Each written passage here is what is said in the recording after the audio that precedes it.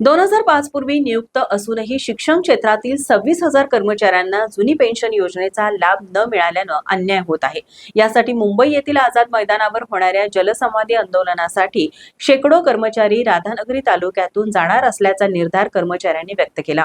राधानगरी तालुक्यातील नरतवडे इथं जुनी पेन्शन कोर कमिटी आणि शिक्षण संघर्ष समितीतर्फे राहुल पाटील यांच्या अध्यक्षतेखाली झालेल्या राधानगरी तालुकास्तरीय मेळाव्यात कर्मचाऱ्यांनी मुंबईला जाण्याचा निर्धार केला।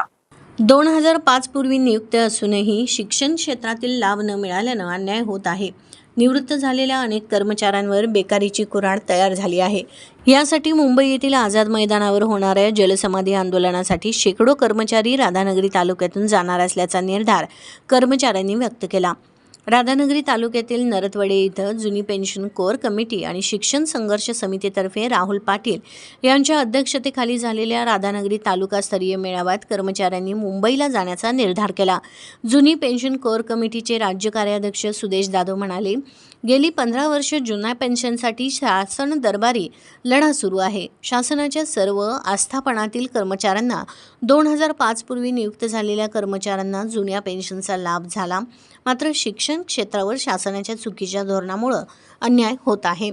यासाठी वेळोवेळी आंदोलन, मोर्चे, रस्ता रोको करूनही शासनाला जाग येत नाही। सप्टेंबर महिन्यामध्ये मुंबई येथील आझाद मैदानावर 26,000 कर्मचाऱ्यांचा जलसमाधी आंदोलन करणार असून त्याला कर्मचारी उपस्थित राहणार आहेत। यावेळी MN पाटील, सुरेश पाटील, दामोदर येरुडकर, किशोर बर्गे, निवास तावणकर, सुनीता पाटील, मंगल शिंदे, राजर्षी कदम, राजनंदिनी हवालदार, वनिता कांबळे, उत्तम तिबिले, प्रभाकर धामणे, अंकुश पाटील, KV बर्गे, प्रवीण दांडेकर आदी उपस्थित होते।